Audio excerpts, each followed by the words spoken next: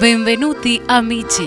La Asociación Italiana de Villa General Belgrano tiene el agrado de presentarles la Revista Italiana 2025.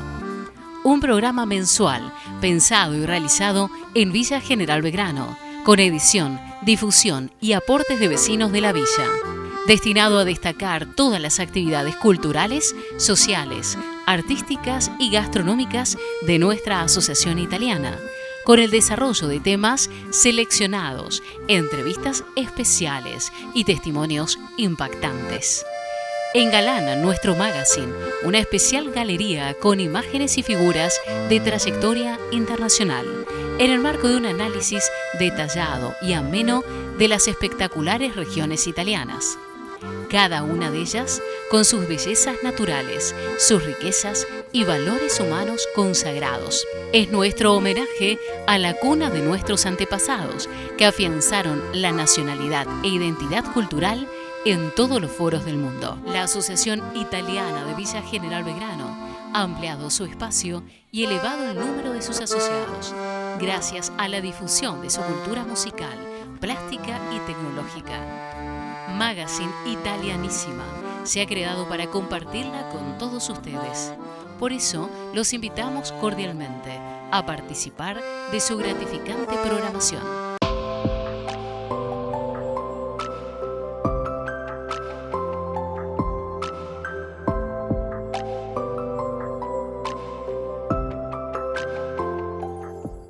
Con una superficie de 5.422 kilómetros cuadrados, comenzamos a recorrer la región de Liguria. Es la tercera región menos extensa del país, con una población de 1.550.000 habitantes, una altitud media de 250 metros sobre el nivel del mar, con una densidad poblacional de 292 habitantes por kilómetro cuadrado. Se ubica como la cuarta más densamente poblada. La capital es Génova, con 850.000 habitantes, y el área metropolitana 1.500.000. Una densidad poblacional de casi 500 habitantes por kilómetro cuadrado. Las ciudades importantes son Génova, Imperia, La Spezia y Savona. El idioma oficial es el italiano y el genovés. Si comenzamos a recorrer la geografía física, está ubicada en Italia noroccidental, limitando al norte con Piamonte, al noroeste con Emilia-Romagna, al este con Toscana, al sur con el mar de Liguria o Golfo de Génova, y al oeste con Francia. Apenas unos pocos kilómetros de Cannes o Montecarlo en la costa azul, entramos en Italia por la Liguria. Extendida entre las cadenas montañosas de los Alpes y de los Apeninos y el mar, su punto más alto es el monte Saccarello, 2.201 metros sobre el nivel del mar. Su territorio se divide en un 65% de montañas y un 35% de colinas. La plataforma continental es muy estrecha e inclinada y desciende casi inmediatamente hasta considerables profundidades marinas. El litoral tiene una longitud de 315 kilómetros. Génova es el punto en el que se divide el litoral, en la ribera de Poniente y la ribera de Levante. Lo del Poniente es el trozo de costa liguar, comprendido entre Génova y la frontera francesa.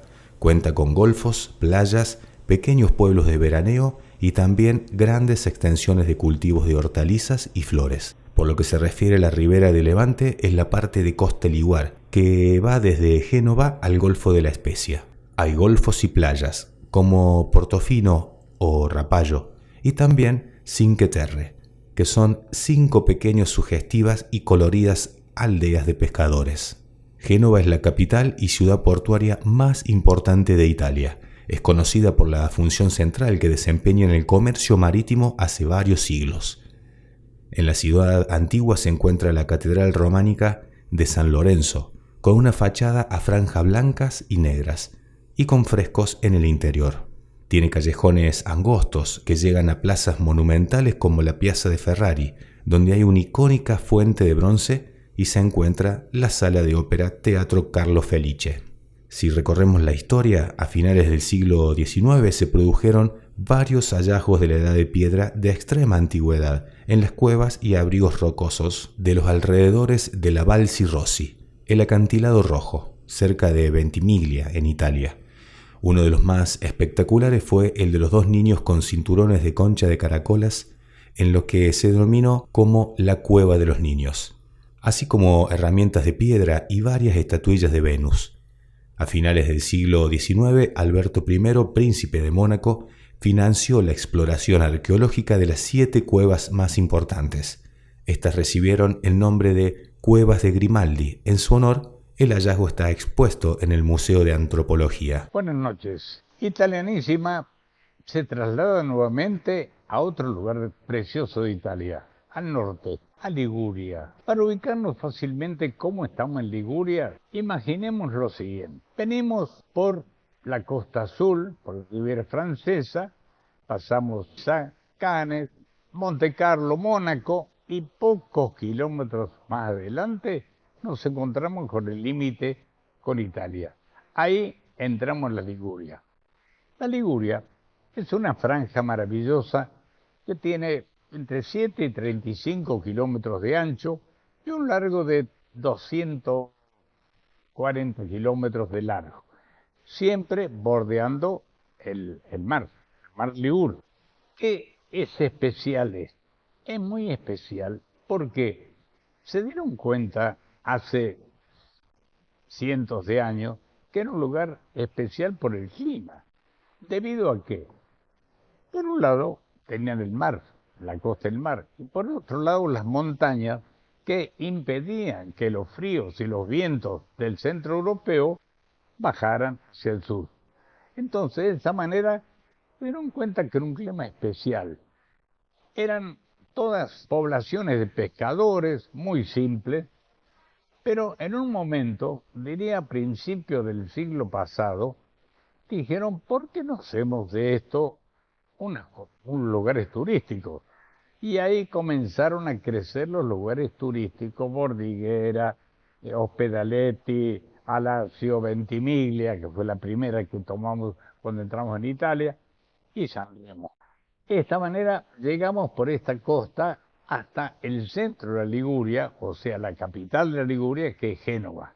Génova, desde ya hay muchísimo para hablar de ello, una maravillosa ciudad, importantísima ciudad, porque tengan en cuenta que por Génova entraban todos los barcos que venían desde el sur, del Mediterráneo por el mar, y las mercancías que iban hacia el centro de Europa, por un lado.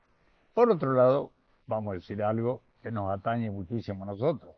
Era el puerto más importante que la emigración tomaba.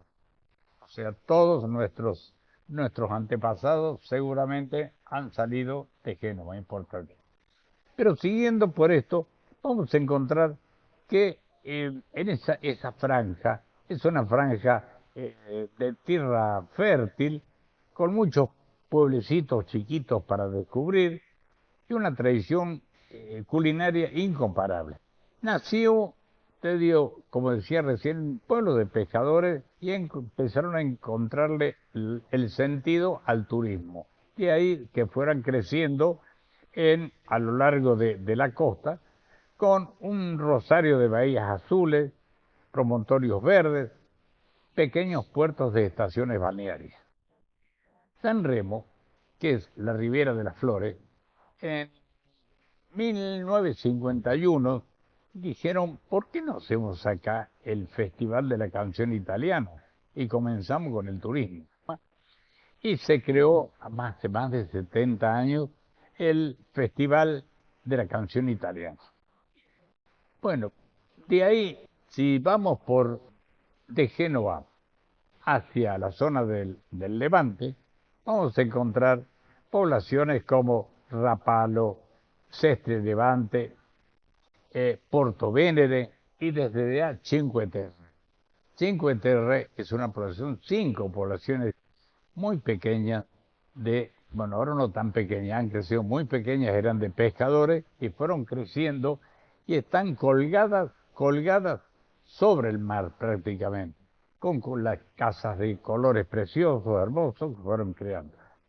Después, si hablamos de educación en la Liguria, desde ya que lo máximo es la Universidad de Génova. importantísimo, con muchísimos años de antigüedad y con muchísimos sedes extra Génova. Además, museos, podemos hablar de la Galería de Arte Moderno, del Museo de Arquitectura y Escultura Ligure, del Museo Nadal de Roma, del Museo Nacional de Balsi Rossi. En al principio, comentamos ya al principio del programa, ¿qué era este museo? Se habían encontrado unos niños, ya momias prácticamente, y de ahí partió ese museo, el Museo de Balsi Rossi. Y son declarados Patrimonio de la Humanidad del UNESCO, el Centro Histórico de Génova. De ahí tengo una anécdota muy especial. Mi primer viaje a Europa, digo, ¿qué voy a ver en Génova? Y me dice uno, no, en Génova tenés que ir al cementerio. ¿Al cementerio? Digo, yo de paseo. No, de paseo no. ¿Por qué? Porque todos los panteones importantes tienen esculturas hechas por los mejores escultores de Italia. Ahí podés ver, es como una galería de arte el cementerio de Génova. Después también declarada por Patrimonio de la Humanidad por la UNESCO, Cinque Terre, Tino, Tineto, Palmaria, las pequeñas islas cercanas y Portobello. Cuando presentamos la Galería de Notables, presentamos Vittorio Gassman. Vittorio Gassman había nacido en Génova. Fue un actor espectacular que comenzó con teatro y después, lógicamente, entró al cine e hizo películas de todo tipo. Pero tenía una ductibilidad tan grande que en teatro podía hacer arte clásico, podía hacer Shakespeare y podía en el cine hacer una comedia o hacer películas románticas como Rapsodia. Bueno, ese personaje, Vittorio Gassman, fue un ídolo en Italia y lógicamente marcó. Y ya que hablamos de personajes, quien nos puede hablar mucho de los personajes libres es Carlos Pellegrini. ¿Qué decimos, Carlos Pellegrini? De los personajes son innumerables. Son muchísimos. Pero si uno asocia Génova con almirante de mar y de océano, uno asocia con un nombre que es el personaje más famoso del mundo moderno, o el mundo actual, que es Cristóbal Colón. Lo que sí se puede destacar es que fue un buscador y un convencido de que la Tierra era redonda y que se podía llegar al otro lado del mundo dando vuelta hacia el oeste. Eso insistió y consiguió que la Corte de España lo avalara. Lo único que voy a decir de este personaje es que se duda de su lugar de nacimiento. Él dice en su testamento que es genovés, y el hijo de él, que escribe las memorias, dice que es genovés. Y decir solamente que, bueno, ahora está sepultado en la Catedral de Sevilla, que es un bellísimo lugar. Otro personaje, y seguimos con mares y Génova, por eso nuestros padres salieron de Génova. En 1466, en Oneglia, nace Andrea Doria. Vivió 94 años. Se subió a un barco a los 15 y se bajó a los 84. Nadie sabe cómo sobrevivió a tantas batallas. Era almirante genovés, armador de buques, era condottiero, que es un título que se otorgaba a la persona de confianza para manejar los mercenarios. Aparte él era mercenario, era corso. Él trabajaba a sueldo por el que le pagara más. Tenía patente de corso. Y de lo que más se destaca es la famosa Liga, la Liga Santa, que fue todo el cristianismo contra los turcos. Y se armó una flota nunca vista, tenía, lo noto porque 80 galeras venecianas, 36 galeras pontificias, 30 galeras españolas y 50 naos.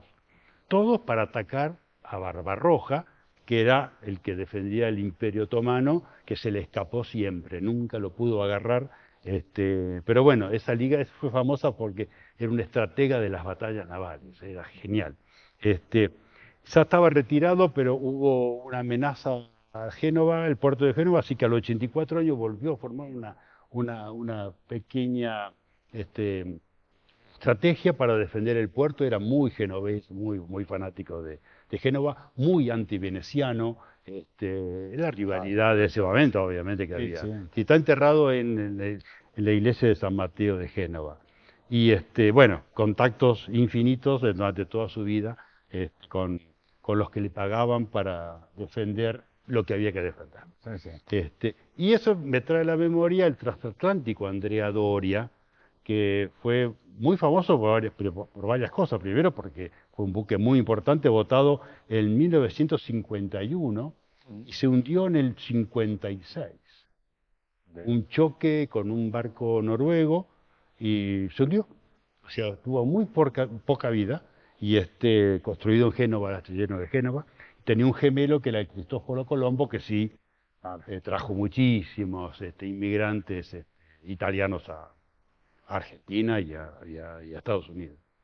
Otro de los personajes interesantísimos de Génova es Niccolò Paganini. Vivió 58 años, nació en Génova, murió en Niza. Es un violinista, es un virtuoso del violín, compositor, donde estuviera llenaba los teatros. Se hizo fama de que tenía un pacto con el diablo y él la continuó, salía vestido raro, se despeinaba, rompía una cuerda del violín para que suene distinto. Era un gran personaje. Compuso 24 obras para violín, una de las más famosas es La Campanella, que es la más famosa, y Caprichos italianos y demás. Y él tenía 5 violines que usó durante toda su carrera. Tenía 2 Stradivarius, 2 Amati y un Guarnerius que le decía el Canone, porque era indestructible y él lo hacía sonar, pero porque el Guarnerius era duro, pero él lo hacía sonar de una forma especial que él era su preferido, el Guarnerius. Se murió y dije, no, nosotros no lo vamos a enterrar porque hizo un pacto con el diablo, que no saber nada, y desapareció y apareció, creo, en Niza.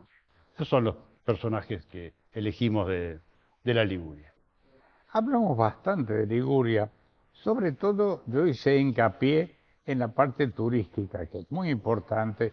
Hablamos de Portofino, de toda esa zona del Levante, es preciosa. Pero, ¿qué más se produce en Liguria?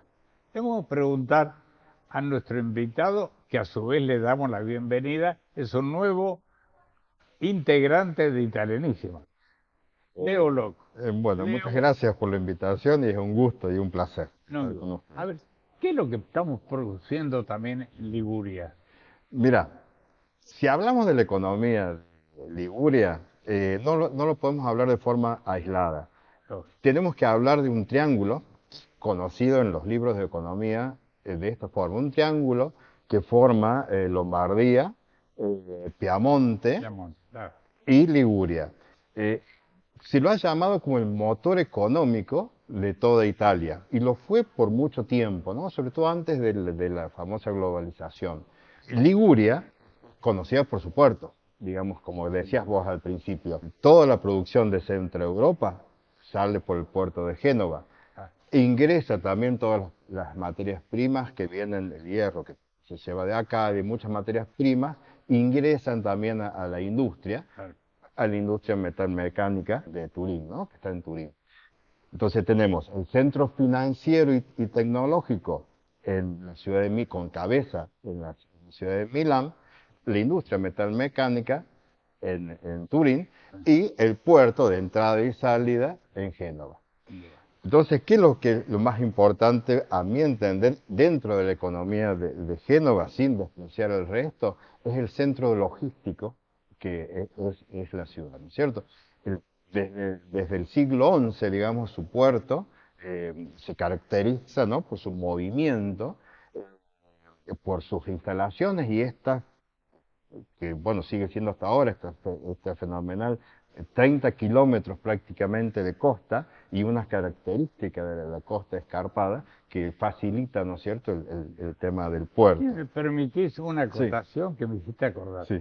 Cuando estamos hablando de logística, Sí. pensemos que la línea Costa, con todos sus cruceros que van por el mundo, su central es Génova. Y esa es la parte logística para abastecer a todos. Disculpame, pero No, es así. en este momento que estamos hablando de logística, Claro, mira, y si vos ves ahora en una foto satelital de esa zona, digamos, la zona noreste de Italia, vos ves materializado en las vías, tanto en la autopista como en el ferrocarril, ese triángulo que se destaca respecto a otras zonas, ¿cierto? Y tal cual lo decías vos, bueno, hay puerto, hay astilleros, hay industria, hay astilleros. Estos astilleros que producían en ese entonces las galeras y otros navíos, tanto mercantes como de guerra, siglo XII, siglo XIII estamos hablando, hasta la producción metálica del periodo sobre todo de entreguerra y durante la Segunda Guerra Mundial, toda la flota mercante, digamos, de la zona, de todo del Mediterráneo, y últimamente la producción de lo que decías vos, los cruceros de lujo. Otra característica de estas innovaciones de los astilleros es la parte ecológica, ¿no? Son líderes mundiales en todas las innovaciones que tienen los barcos, tanto cruceros como barcos mercantes, en la innovación en función de la ecología para cumplir ciertos cánones de niveles mundiales, por ejemplo. Han introducido unos sistemas muy veloces de purificación de agua, del agua que usan para el lastre los barcos, que era todo un gran problema, tal vez silencioso, pero que, digamos, que chupaban agua de un ambiente y la depositaban en otro, cuando era necesario, en otro ambiente marino totalmente diferente. Otro tema también es el sistema de propulsión, que más desarrollado tal vez en Turín, pero ellos han aplicado estos sistemas combinados de eléctricos y diésel con mucha menos producción, ¿no? de monóxido de carbono y dióxido de carbono. Otro tema que han introducido ellos es la robótica en la producción en estos astilleros. La robótica no solamente como lo conocemos nosotros, digamos, son visibles en las plantas, sobre todo en las plantas automotrices, sino también los Arbot, que son aquellas herramientas que acompañan al hombre en su trabajo, ¿no es cierto? Son como herramientas muy desarrolladas que facilitan, por ejemplo, levantar cosas de mucho peso o afinar la visión, ¿no es cierto? Toda esa tecnología aplicada a la industria generalmente, o sea, es aprendida y los operarios capacitados en las universidades de Génova y también en Milán, ¿no? O sea, ahí están, sería, volviendo al triángulo, digamos que esa producción, los bancos y el desarrollo de la tecnología en Milán es enseñada y formada en el puerto de Génova. Carlos hablaba de Colón, ¿no es cierto? A los 500 años de su nacimiento, hubo una renovación urbana de todo el puerto de Génova. Se hizo una obra fantástica, le hizo un arquitecto genovés, Renzo Piano, muy conocido en el ámbito de los arquitectos, ¿no es cierto? Que es muy conocido porque junto con Norman Foster en Francia hizo el Centro Pompidou. Digamos, se hizo famoso ahí, pero en realidad, porque es algo, es una obra muy significativa, pero en realidad tiene muchas obras y muchas obras en Italia. Y digamos que una de las que, por lo menos la que más me atrae, es la reformulación del puerto, ¿no? Del puerto de Génova. Cuando mencionaba las bondades del clima de la parte de Liguria, sobre todo en la entrada, o sea, la parte de Ventimiglia, San Remo, omití un detalle muy importante. Cuando en San Remo comenzaron con el Festival de la Canción, también comenzaron con el Festival de las Flores. ¿Pero por qué? Porque era una zona que había comenzado a producir flores. Hoy, prácticamente el 70% de las flores se venden en Italia y en el centro europeo provienen de esa zona, de la zona de San Remo, de Ventimiglia, con grandes producciones en quintales de flores. Eso es lo importante que tiene la Liguria. Leo explicó fantásticamente bien toda la parte de construcción, de los yates, de los cruceros, realmente amplísimo. Y bueno, tenemos que, son lugares muy trabajadores que han aplicado muy bien sus conocimientos, como decía Leo, desde Milán, desde Torino, hay un intercambio muy grande. Y no nos olvidemos que es la zona de entrada del centro europeo, por ahí, y de salida también, como han sido nuestros antecesores que vinieron desde el puerto de Génova. Hola, buenos días a toda la teleaudiencia de Italianísima. Hoy nos encontramos para un nuevo pasaje gastronómico por la región de la Liguria. La gastronomía de la Liguria se caracteriza tiene la influencia del mar y la tierra. Por eso se conjugan muy bien todos los productos que allí se elaboran. Una de las comidas típicas es la focaccia. La focaccia, que mayormente todos lo conocemos, es una pizza en forma de pan, donde tiene una buena costra y una masa bien esponjosa. Otra de las comidas típicas es la farinata. La farinata también, con forma de pizza, se hace con harina de garbanzo. Otras son los famosos trofi al pesto, que es una pequeña pasta corta, retorcida, y con un pesto genovés. Este pesto genovés, muy conocido por nosotros, es a base de albahaca, ajo, parmesano, nueces y aceite de oliva, por supuesto. Todo esto se procesa y se sirve con la pasta. Les aconsejo que lo coman porque es muy rico. Después tenemos el chupín. Es una mezcla de pescados, de mar sobre todo, y algunos como la trucha, la famosa trota italiana, que es de río, y se cocina con vinos y verduras. Es como una sopa espesa, bastante rico también.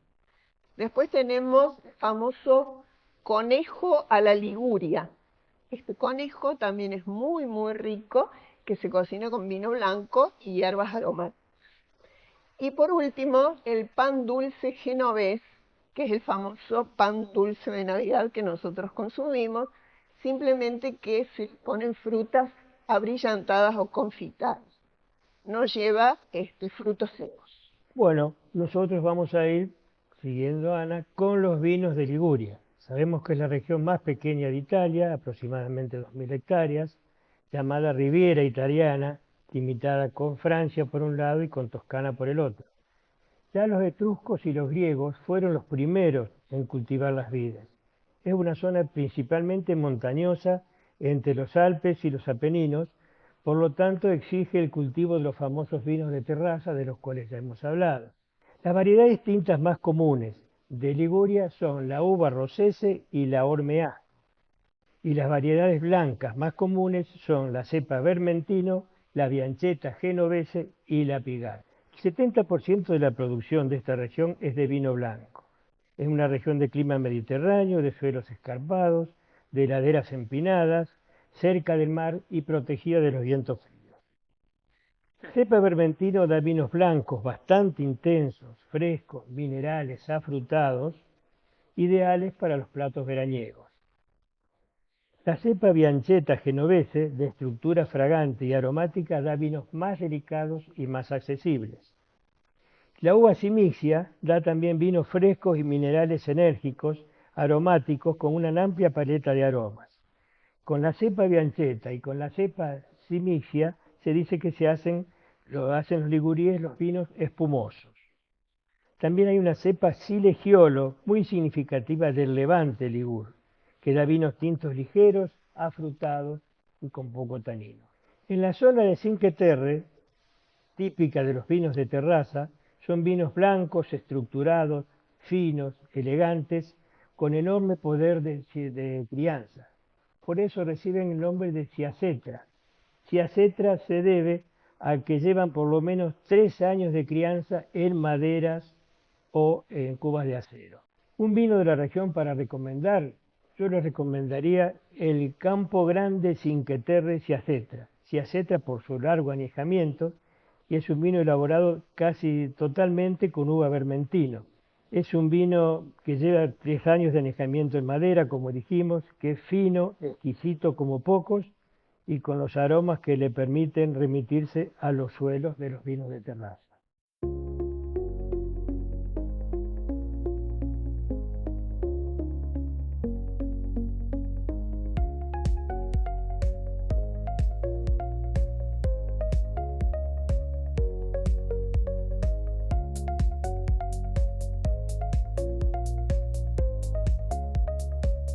Con una superficie de 23.844 kilómetros cuadrados se ubica Lombardía, con una población de 10 millones de habitantes, densidad poblacional de 419 habitantes por kilómetro cuadrado. Si recorremos su capital, que es Milán, cuenta con 1.350.000 habitantes, es la región más poblada del país. Las ciudades más importantes es Bérgamo, Brescia, Como, Cremona y Lecco. Es la región italiana con la mayor renta per cápita. El idioma oficial es el italiano y el lombardo. Está ubicada en Italia noroccidental, limitando al norte con Suiza, al este con Trentino y Veneto, y al sur con Emilia-Romagna, como así también al oeste con Piamonte. Su territorio ocupa una superficie de 23.861 kilómetros cuadrados y puede dividirse en 3 zonas: una zona montañosa al norte, una de colinas en el centro y una zona llana al sur.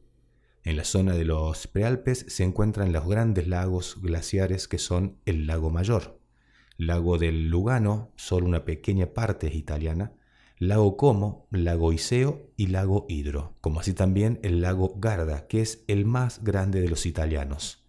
El Po es el mayor de los numerosos ríos que recorren el territorio, entre los principales el Adda, que sale del Lago Como, el Oglio, que sale del lago Iseo, y el Mincio, que sale del lago Garda, el Ticino, que sale del lago Mayor, y todos ellos son afluentes del Po.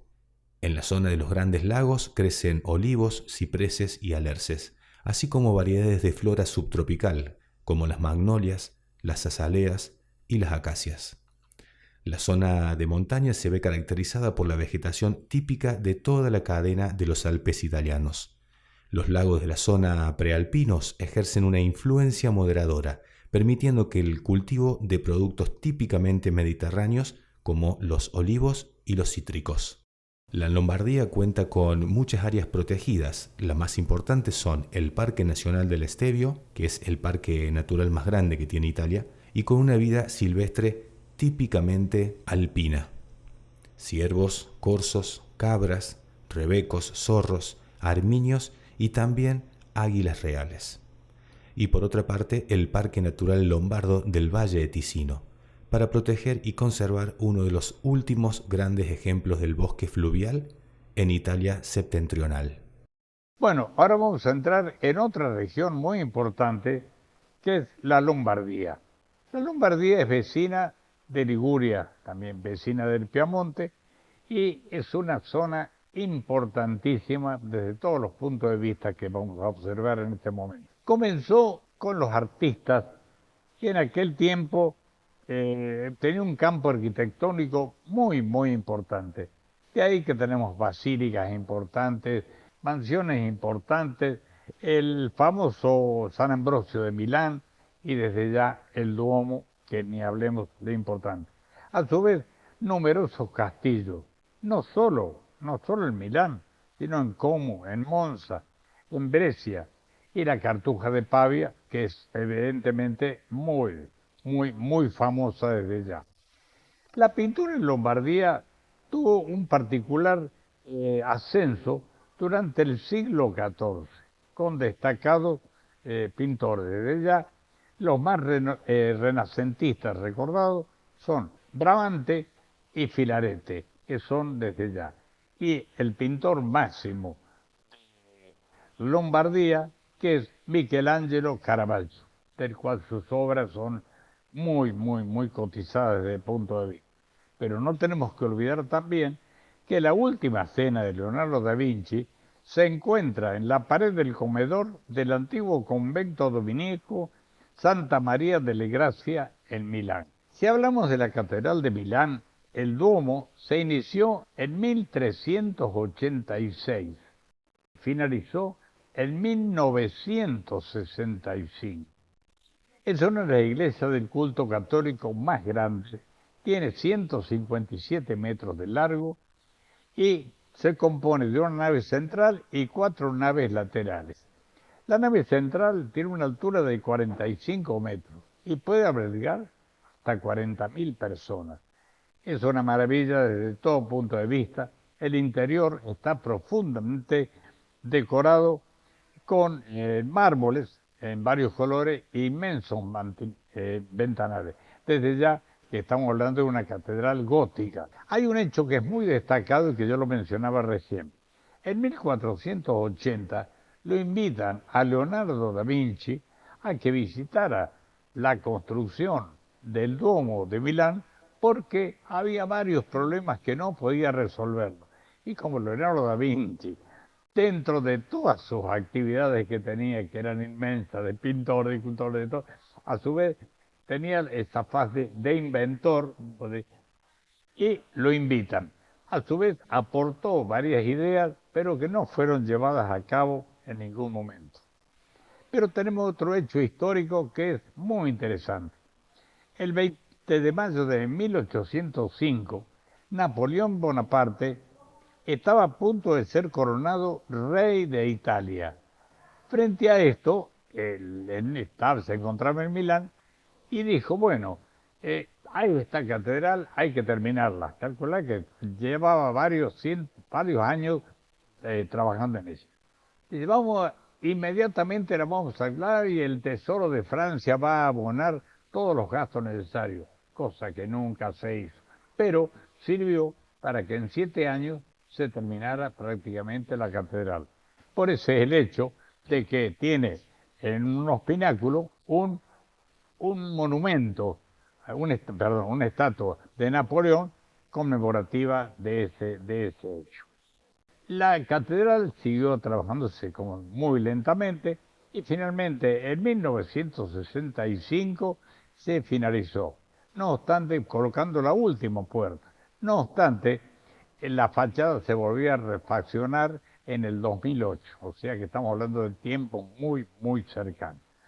Otro lugar para visitar que es maravillosamente lindo, que fue realizado en el siglo XIX, fue la Galería Victorio Emanuel II.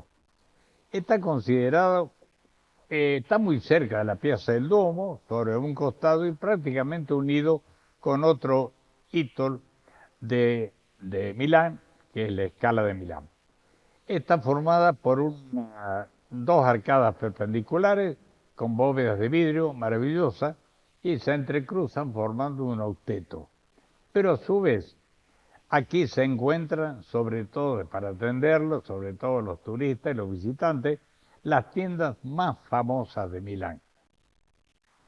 Finalmente, vamos a hablar de algo maravilloso, del templo de la música, podremos decir, el templo de la ópera, el Teatro de la Scala de Milán, que fue inaugurado en 1778 y por él pasaron los destacados directores, los músicos, los compositores, los cantantes más famosos del mundo.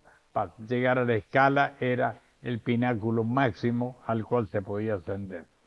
Y está considerado desde ya el templo de la ópera mundial. Estamos hablando de Lombardía, yo hablé de una parte turística, una parte interesante, que es las visitas, digamos, culturales que se pueden hacer en corto lapso, que es muy extenso.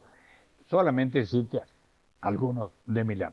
Vamos a preguntar al Leo Loco, ¿qué producimos también en Lombardía?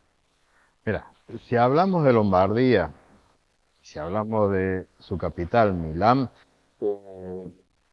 tenemos que hablar que es la capital de las finanzas y la banca.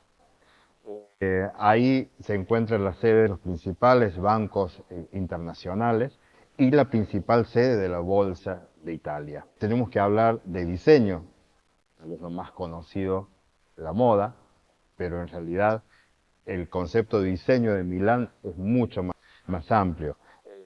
digamos que es, podríamos decir, es la capital mundial del diseño industrial, ¿cierto? Claro. Es muy conocida en los eventos, como el Salón del Mueble, donde se muestran esos productos. Eh, ¿Qué hablamos si tenemos que hablar de la industria de Milán? Es la industria, una de las industrias manufactureras, tal vez con más tecnología de avanzada del mundo, ¿no? Nace la industria Pirelli. Bueno, como toda industria de gomas, de neumáticos, empieza con la producción de gomas de bicicleta, pero inmediatamente, al aparecer la industria automovilística, ¿no es cierto?, empieza a innovar con ciertos tipos de neumáticos. Y nos preguntamos, ¿por qué Milán es un centro de innovación tecnológica? Principalmente, Milán reúne varios factores claves.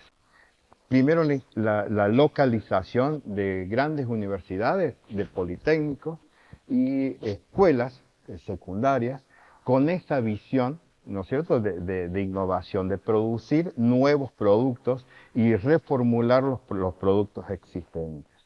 Bueno, Milán es un centro emprendedor vibrante, ¿no? Y para hacer esto reúne tres condiciones. Primero, tener las sedes de las principales universidades que tienen que ver con la tecnología y la innovación, con el diseño industrial también. Tener una gran capacidad de interacción entre los capitales públicos y los privados que apuestan a la innovación y apuestan a la educación. Y tercero, es la capacidad de mostrar en ferias internacionales y promover tanto lo que se desarrolla en esas universidades como también los productos tecnológicos que se producen. Vamos a nombrar solamente uno, que es la famosa Feria Mundial del Mueble, donde ahí acuden diseñadores de todo el mundo para mostrar sus productos, ¿no? Para cerrar el tema industrial de Milán, yo creo que hay que destacar dentro de los habitantes, y que creo que lo hemos heredado nosotros como descendientes, el espíritu emprendedor del habitante de Milán. Y esta continua formación, tanto académica, en centros de excelente nivel, como la formación de los oficios y la atención de los oficios, porque es la función de esas dos cosas que hace que, digamos, que se desarrolle y se innove en cualquier producto. Y lo más importante creo que es el temperamento de los habitantes de esta región, ¿no? Esta necesidad que tenemos y tienen de superarse día a día, ¿no? De ser cada día mejor. Lombardía es la región de Italia que logra un equilibrio entre Italia de siglos pasados y el avance del país hacia la innovación, como nos estaba explicando Leo recién, que es importante. Pero algo que no podemos descuidar es encontrar pueblitos medievales en la Lombardía y deslumbrantes centros turísticos en los lugares más hermosos que podemos imaginar. El lago de Garda, el de Como, el lago Maggiore y el lago di Iseo. Todos ellos hacen una zona turística maravillosa de ese triángulo que tanto hablaba Leo recién, de Italia-Lombardía. Y tenemos que tener en cuenta que Lombardía tiene la mayor cantidad de sitios declarados Patrimonio de la Humanidad de la UNESCO, de todas las regiones italianas. Y desde ya, algo muy sorprendente, la mayor cantidad de restaurantes con estrellas Michelin. O sea que podemos encontrar absolutamente de todo en Lombardía. Pero habiendo tanto, le preguntamos a Carlos, ¿qué cantidad de personajes tiene Lombardía? Y no digamos la cantidad, por lo menos, ¿cuáles son los personajes que vos señalás como importantísimos? Hay un pueblo en la región de Mantua, se llama Virgilio. Antes no se llamaba así, ahí nació Virgilio. el poeta más importante del Imperio Romano, y en el año 70 a.C., y murió en el 19 a.C.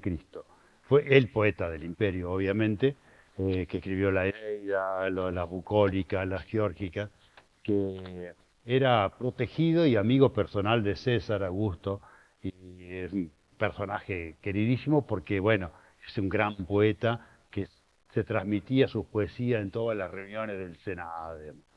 Dante Alighieri lo toma cuando escribe la Divina Comedia, que es su guía en el purgatorio y en el infierno. En el paraíso no puede entrar porque Virgilio no es cristiano. Entonces, tiene vedada la entrada. Otro personaje también re importante en el campo de la música es Claudio Monteverdi, que nació en Cremona en el 1567, murió muy mayorcito, 76 años para la época importante, y fue un creador de música incansable. Fue protegido por el Ducado de Venecia en su momento, era el director del coro y la orquesta de San Marco, entonces que le dio capacidad y comida para producir y componer música, y hizo todo un paso desde el Renacimiento hacia el Barroco en cuanto a la música, que después termina en la música que implementa los grandes compositores actuales. Un personaje que vos nos mencionaste que es muy, muy querido por todo aquel que le gusta la pintura, que es Michelangelo Merisi Caravaggio. Toma el nombre porque el padre trabajaba con la familia Caravaggio. Y un personaje muy, muy lindo, muy complejo, como su vida personal, pero tiene una pintura que marcó una forma de pintar al óleo de los grandes flamencos, de los españoles, Velázquez, y los italianos, ¿no?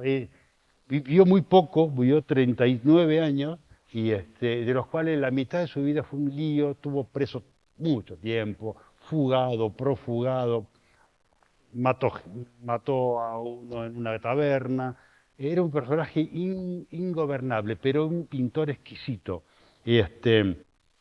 Y bueno, tuvo la suerte de que justo se produce la Contrarreforma católica, entonces la Iglesia le daba mucho trabajo a los pintores para pintar las iglesias con motivos religiosos para, bueno, mantener ese concepto del catolicismo en frente al protestantismo que se había venido, ¿no?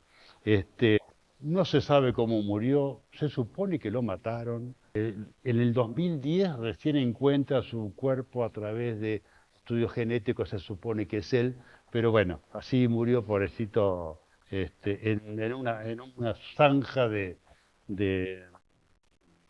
algún pueblo de Italia. Otro de los grandes personajes que persisten todavía es Antonio Stradivari, que nació en Cremona y murió en Cremona y vivió muchos años, 93 años, y es el gran constructor de instrumentos musicales, sobre todo instrumentos de cuerda. Los Stradivarius es el nombre de sus obras, de sus violas, violonchelos, guitarras y sobre todo violines, ¿no? Él era luthier de la fábrica de Niccolò Amati, que era también otro constructor pero él le modificó al actual violín, le modificó el arco, le modificó el espesor de la madera, el tipo de madera que se usaba, el mástil también se lo corrigió, y sobre todo los barnices, todavía no se sabe con qué barnizó los mismos barnices que están actualmente. Él hacía con abeto y pino la parte superior, con arce de Turquía la parte inferior, y tiene una característica especial porque se dice que en 1645 a 1710 Europa tuvo un frío muy grande, mucho tiempo de frío, y eso modificó la estructura de los árboles, que después lo aprovechó Stradivarius para construir. Se dice, porque el sonido ese no se pudo igualar igual. Él construyó alrededor de 1100 instrumentos musicales, entre todos los de cuerda. Hay uno que es famoso, que se pagó $3,5 millones hace poco, que es el Hammer, que es un Stradivarius de él. Y la Orquesta Sinfónica de Nueva Jersey es la orquesta que más cantidad de Stradivarius tiene en su orquesta. Otro gran personaje también de la misma época, contemporáneo, es Bartolomeo Guarnieri, que se llama Guarnieri del Gesù. Era un personaje también tétrico, complicado en su vida personal, y vivió 46 años nada más, pero construyó muy buenos violines, sobre todo en 1740 fue el año que mejores violines construyó, y es el violín más caro de todos los tiempos. Se pagó 18 millones de dólares por un Guarnerius, el Vieux-Temps, 18 millones de dólares. Nadie sabe dónde está, es una colección privada, y Paganini lo prefería. El mejor violín que él tenía era un Guarnerius, que le decía el Canone, que lo habíamos comentado. Un personaje re importante para la ciencia es Alessandro Volta, que nació en Como, y murió en Como también, vivió 82 años, profesor de química y física, descubrió el gas metano y lo aisló, y descubrió sobre todo la pila eléctrica, ¿no? Que es el gran invento de él. El voltio es por él, muy amigo de Galvani, después se pelearon, pero con ellos trabajaron juntos y dos genios, ¿no? 40 años profesor de física y química en la Universidad de Pavía, y así que un personaje re importante, ¿no? Otro personaje muy querible por todos los italianos, Alessandro Manzoni, que nació en Milán y murió en Milán. Es el poeta, escritor de Italia, obviamente.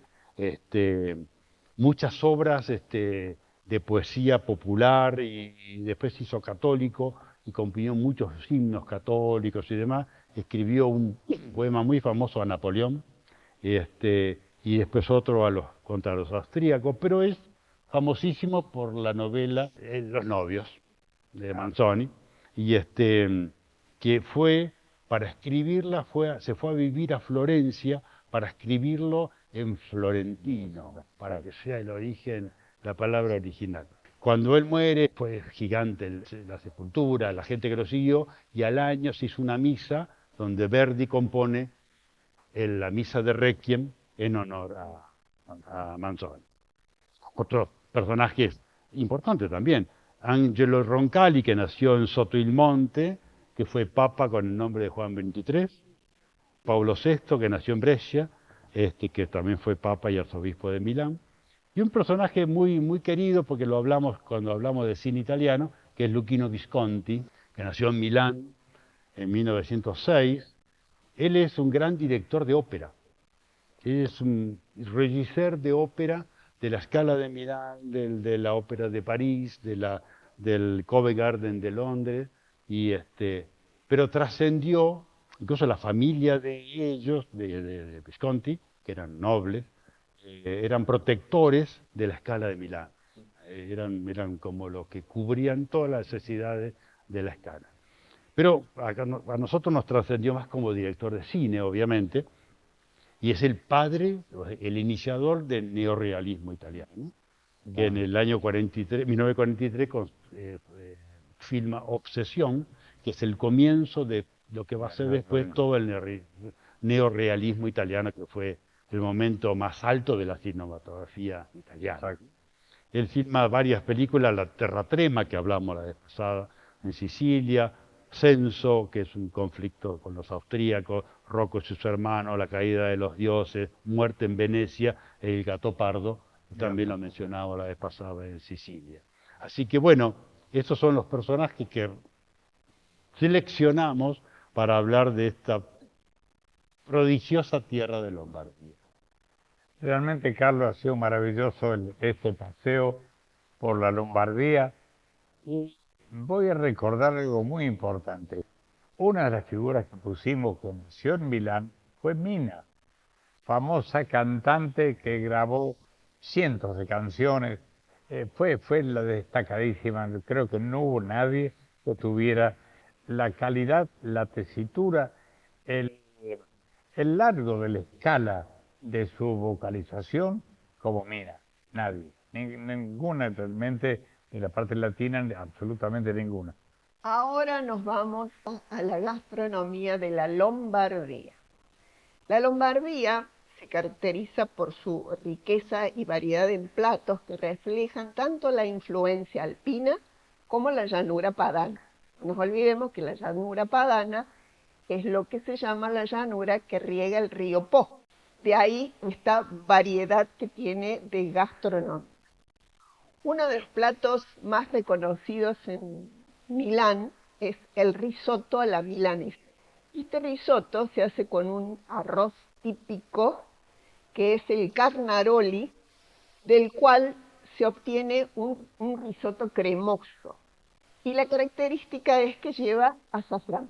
Por eso el risotto queda de color amarillo rojizo. ¿Y este risotto, Roberto, con qué vino lo podríamos acompañar? Y es una buena pregunta porque queda un poco sujeto a la predisposición para beber del comensal, ¿no es cierto? Es variado. Yo lo usaría con un tinto o por lo menos con un blanco que tenga mucha acidez y mucha estructura. Otra comida típica es lo que nosotros conocemos muy bien en la Argentina, que son las milanesas. La milanesa, que en su origen es la costeleta a la milanesa, es una carne empanada y después frita. Los historiadores, algunos dicen que esto es originario de Austria, no nos olvidemos que Milán estuvo bajo el imperio austrohúngaro, de ahí su influencia, ¿no? Otra comida típica es el famoso osobuco. No el que nosotros comemos como puchero, sino que ellos lo hacen de una forma más rica porque lo cocinan con vino blanco o vino tinto, depende, y con muchas verduras y hierbas aromáticas. Y se cocina por más de 2 horas. Les aconsejo que queda riquísimo. Otra comida típica, la polenta. La famosa polenta que la pueden comer sola o para acompañar algunos platos, sobre todo con verduras y carnes, o la famosa polenta con variedades de quesos, muchas variedades de queso, como por ejemplo el gorgonzola, ¿no? Que el gorgonzola es un queso azul, muy cremoso, muy parecido a lo que nosotros conocemos como Roquefort, pero más suave. Hay una ciudad cerca de Milán que se llama Gorgonzola, de ahí que toma el nombre este queso. ¿Con qué vino acompañarías el gorgonzola? Bueno, esa es una buena pregunta. Ahí le damos mucha preeminencia a la salsa que acompaña a la comida principal. Por lo tanto, en este menú tiene mucha jerarquía. Yo le pondría un buen vino rosado, intermedio. Vino rosado. No descarto vino blanco ácido o vino tinto pobre en taninos. Por esa gama podríamos hablar. Otra de las comidas típicas es la bersaola a la valtellina. Yo no comparto esta comida, pero en Italia se come muchísimo. Cortan lonchas finitas de carne de vaca y se la macera con jugo de limón, ajo y aceite de oliva. Y se la come así cruda. Yo no comparto eso, pero bueno, los que les gusta dicen que es exquisito. Después tenemos el famoso panettone milanés, que se diferencia del genovés porque en realidad es un pan dulce chato, también con frutas abrillantadas, no lleva frutos secos. Por supuesto que se lo come en las festividades como la Navidad, por ejemplo. Después tenemos el famoso turrón de Cremona, que es un turrón muy rico, hecho con miel y claras de huevos y frutos secos como almendras. Y la verdad que es exquisito. Yo se los recomiendo que sí, a mi gusto, va muy bien. Después los famosos amaretti que todos conocemos, que son unas galletitas secas con almendras amargas. Todo esto con vinos espumosos, lo último que dijiste, ninguna duda. Frisantes, burbujeantes. Bueno, vamos a acompañar a Ana ahora con los vinos de Lombardía. Un clima variado, de diversidad geográfica, pero por los Alpes es considerada una zona de clima frío. Yo los voy a aburrir si les digo que hay 13 zonas productoras de vino en Lombardía, pero quédense tranquilos que vamos a mencionar nada más que a 3. La zona de Valtellina, es la región vitivinícola más septentrional de Lombardía, en el valle del río Adda, que atraviesa los Alpes de oeste a este. Son vinos de altitud, 700-800 metros sobre el nivel del mar. Fuera de Piemonte, es la única región italiana que cultiva Nebbiolo, conocido localmente como Chiavenna. Es una zona protegida por picos montañosos, de suelo pedregoso que también retienen calor y lo liberan durante la noche. Eso calienta las vides y exalta los sabores de la uva Nebbiolo. Es una región escarpada que limita la producción y encarece los precios, por supuesto. Son tintos de cuerpo ligero y medio, también como vinos de terraza. Sus vinos básicos son el DOC Valtellino, el DOC Valtellino Superiore y el DOC Valtellino Superiore Riserva, que tiene un alejamiento de 4 años. Si yo tengo que recomendarles un vino de la región de Lombardía, no lo dudo, les recomendaría el DOC Valtellino Superiore Riserva. Acordémonos que los italianos clasifican sus vinos como denominación de origen controlado y denominación de origen controlado y garantizado. Este último es un vino de excelencia, por supuesto. Vamos a la región de Oltrepo Pavese, que es una región cultivable ya en la Edad Media, fundamentalmente por instituciones eclesiásticas. Es la zona responsable de más de la mitad del vino producido en Lombardía. A lo largo del Valle del Po, del cual hablaba Ana hace un ratito, hoy produce un vino espumoso DOC con uvas Pinot Noir y un vino espumoso rosado denominado Cruace. También produce vinos de la cepa Pinot Nero, Barberá, Creatina, etc. Y los blancos de la región son los archiconocidos Riesling, Chardonnay, Cortese, Malvasia, Moscato, Pinot Grigio, Sauvignon Blanc fundamentalmente. Los vinos espumosos de la región se elaboran por el método Champenois, principalmente las cepas Pinot Nero y Chardonnay.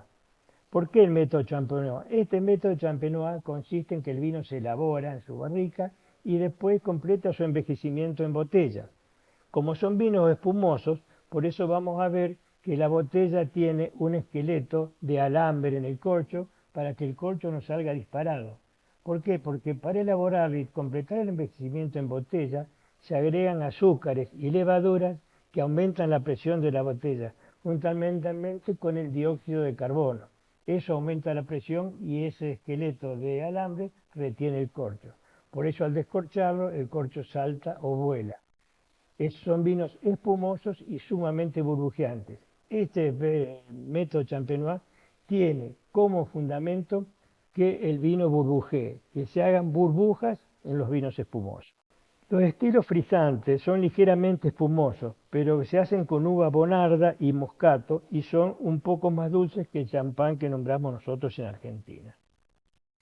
Vamos ahora a la región de Franciacorta. En esta región se elaboran algunos de los vinos espumosos más famosos de Italia. A orillas del lago Iseo se producen unos vinos tranquilos, tanto tintos como blancos, pero con mayor éxito los vinos espumosos, que se componen principalmente de cepas Chardonnay y Pinot Blanc con un porcentaje controlado de vino Pinot Nero, para que ustedes vean los prolijos que son los italianos de Franciacorta y qué calidad le dan a sus vinos espumosos. La zona cuenta también con un vino estilo cepa Cremén, con marca registrada que se llama Satén, que es más burbujeante que un frisante. Desde su añada deben añejarse entre 18 y 30 meses antes de su comercialización. Los espumosos de Franciacorta son más dulces que el champán que usamos nosotros, que consumimos nosotros por lo menos en Argentina. Si bien la producción de espumosos es abundante, últimamente se han elaborado algunos vinos comunes añejados en barrica. Otras regiones del lago Garda elaboran vinos rosados a expensas de las cepas Barberá y Sangiovese. Otros vinos de la región que no podemos soslayar incluyen el dulce moscato Pasito de Valcalepio, otro vino famoso de la región. Y bueno, vamos a finalizar, no podemos soslayar al Campari, nacido en Milán. Y el Campari es un bitter italiano inventado en 1860 por Gaspari Campari en Novara para ser utilizado como aperitivo. La receta del Campari es una infusión de hierbas, plantas y frutas que le dan su color amargo y un colorante carmín que le da el color rojo intenso. Esto, que empezó a ser un vino de reuniones familiares y de amigos, se fue propagando hasta que nuestro amigo Gaspare resolvió abrir un bar en Milán en 1867, popularizándose tanto el Campari que en 1904 ya se elaboró la primera planta. El Campari debe ser el destilado más noble que existe, susceptible de ser combinado con lo que ustedes quieran, con jugos, con frutas, el famoso fizz está de moda, con champán, rodajas de naranja, etc. Es realmente recomendable y creo que no falta en ninguna mesa en alguna oportunidad. Bueno, aquí con Roberto Ternavasio y quien les habla, Ana María Ferrero. Los esperamos a la próxima. Ci vediamo.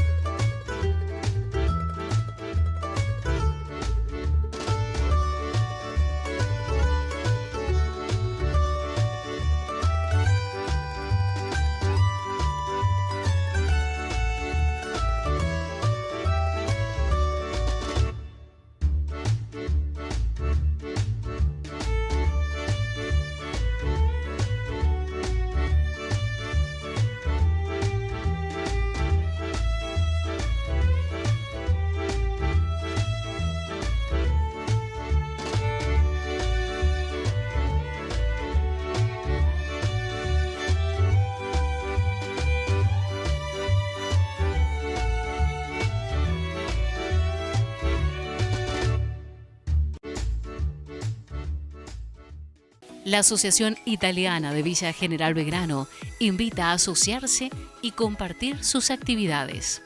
Clases de lengua italiana para adultos, jóvenes y niños. Coro y danzas italianas. Banda Siamo Fuori y banda Siamo Piccoli. Cine italiano con subtítulos en español. En nuestra casa. El Nogal 408 con entrada libre y gratuita. En el intervalo se degustará una comida italiana con bebida que tendrá un costo mínimo. Cerramos este programa y los esperamos el jueves a las 21 horas por el Sauce TV en nuestra próxima edición y sus repeticiones semanales. Arrivederci amici.